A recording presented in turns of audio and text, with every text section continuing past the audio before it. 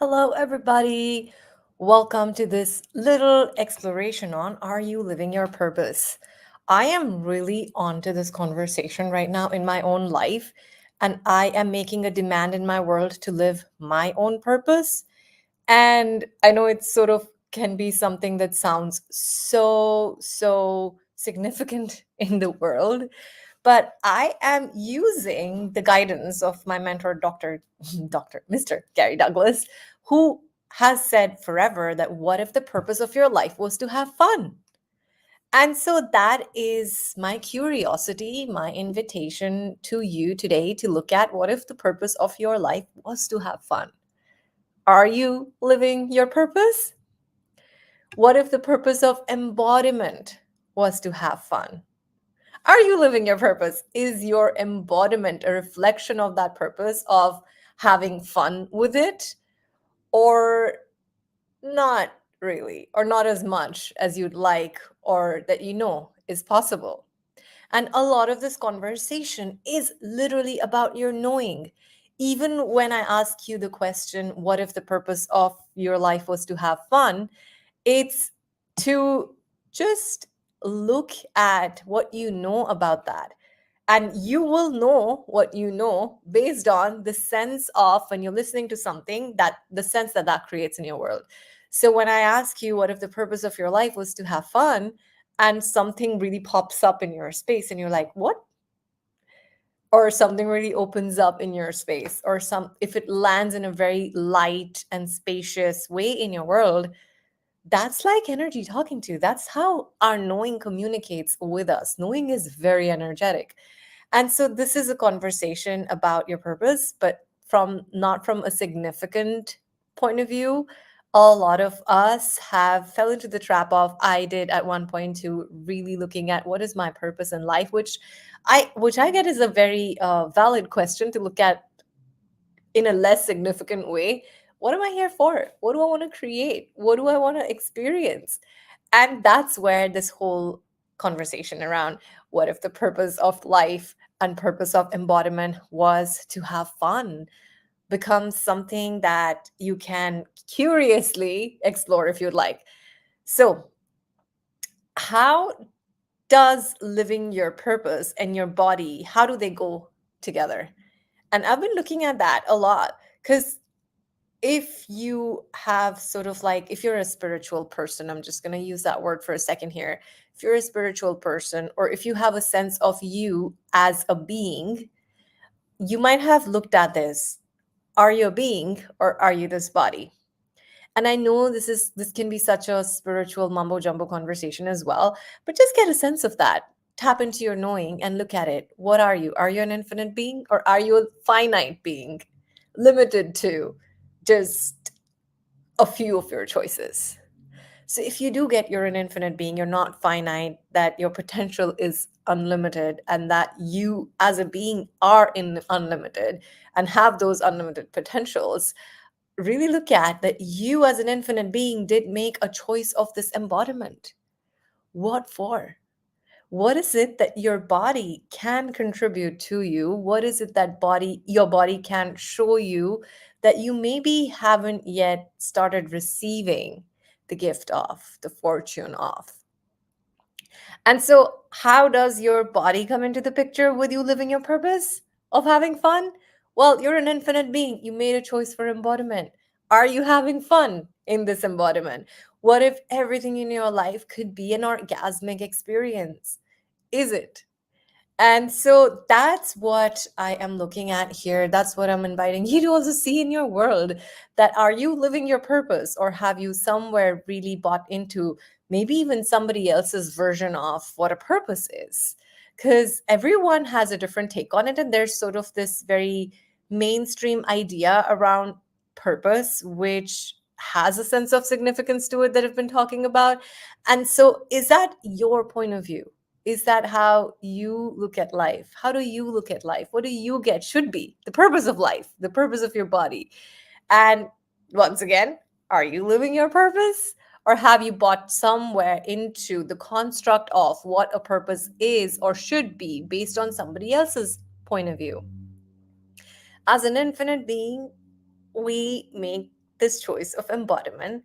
And somewhere on this journey of growing up, living life in this world that is predominated by the mind, not by presence and knowing, somewhere we give up that knowing around the joy that we are here to experience. Like, the joy that you experience when you look at a child or a toddler laughing, that joy of living, the joy of being alive, being high on life, as a lot of people call it sometimes. Somewhere we give that up in favor of everything we're taught from the mind centric point of view. So notice how it starts pretty early on, where this beautiful infinite being in this beautiful choice of embodiment, we know when we're born, we know a lot about joy, we know about what it is like to really be here and experience life and living. But somewhere we start engaging with mind, and mind is not like something that is a problem we need to solve here, but it's more just to bring to your awareness that what's underneath that mind, what's bigger than the mind, what's greater than the mind, and what is that energy, that space, that consciousness that you could be living your life like in the greatest, most pragmatic way, in communion with, when you're creating your life, when you're creating your businesses, when you're showing up for your jobs. What if your spirituality, consciousness, whatever is that journey that you're on, is what if it's not separate from the pragmatics of life and living? And somewhere I find that this whole piece around fun can be such a great indicator that can show us whether we're actually living in communion with our knowing and what's actually true for us. And I absolutely love the mantra of Access Consciousness, is all of life comes to me with ease, joy, and glory. So joy is in there. And it's really fascinating to look at where is it that you have joy in your life, and where is it that you could have more joy in your life.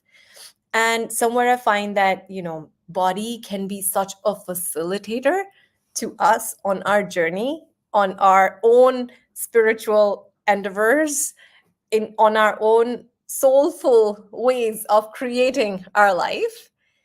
And the question then comes in, are you living in oneness with your body? And maybe the question that precedes that is even, what is oneness with the body? Do you know what it's like to have oneness with your body? And how do you know what your body is saying? How is it communicating to you? What are some tools that you can use to create an amazing, joyful relationship with your body? And what's actually possible with this humanoid body, this humanoid embodiment that you're in? And if you haven't really heard of this conversation around human and humanoids, it's a really fun way in which, in the world of Access Consciousness, we distinguish about how there are literally two different species of people in the world. Like, have you ever met someone, come across someone who judges a lot and they always know they're right, and you feel more wrong around them?